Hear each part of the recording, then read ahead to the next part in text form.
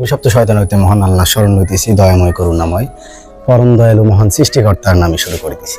সম্মানিত ভিউয়ার্স, আসুন আমরা এক ভাইয়ের সঙ্গে আলোচনা করব আপনার প্রতি মহান সৃষ্টিকর্তার বিশেষ দয়ানুগ্রহ বসে। ভাই, আপনার সঙ্গে আমরা কিছু কথা বলবো, এটা একটু আপনি আপনার কলারে রাখেন। হ্যাঁ, হাতে রাখি। হ্যাঁ, আপনার কাছে আমরা কোরআন ভিত্তিক আমরা একটা ভিডিও করতেছি ভাই, আপনি দেখতে পাচ্ছেন যে আমরা আপনাকে কিছু প্রশ্ন করব, সেটা হচ্ছে কোরআনের ভিত্তিতে।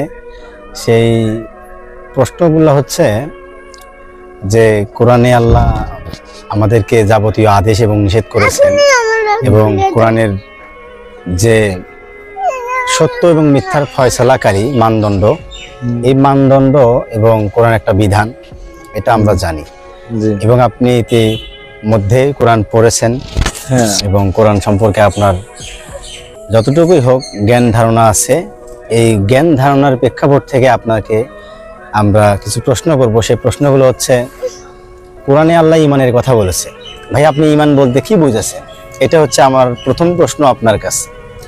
একটু আপনি আপনার মতো করে আপনি যেভাবে বুঝেছেন বা যেভাবে জেনেছেন সেভাবে আমাদেরকে বলবেন। ইমান অর্থ বিশ্বাস, মানে বিশ্বাস স্থাপন করা। হ্যাঁ, তারপর আর 5টি বিষয়ের উপরে আমি ইমান এনেছি।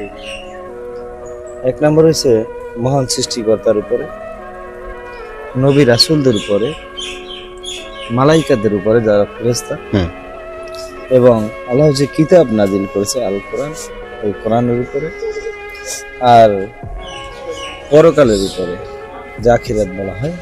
5টা বিষয়ের উপর আমি ইমান এনেছি। তাহলে আপনি বলতে চাচ্ছেন আপনি ইমান গ্রহণ করেছেন? জি।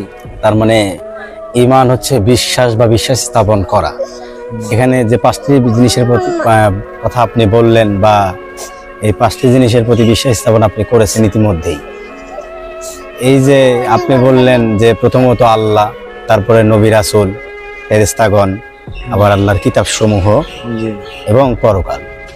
তাহলে এই 5টি জিনিসের প্রতি আপনি বিশ্বাস স্থাপন করেছেন। ভাই, আপনার কাছে আমার প্রশ্ন, তাহলে আপনি যে ইমান গ্রহণ করেছেন, তো এখানে আসলে কি আপনি ইমান নিজে থেকেই গ্রহণ করলেন, না কেউ আপনাকে ইমান গ্রহণ করতে বলল?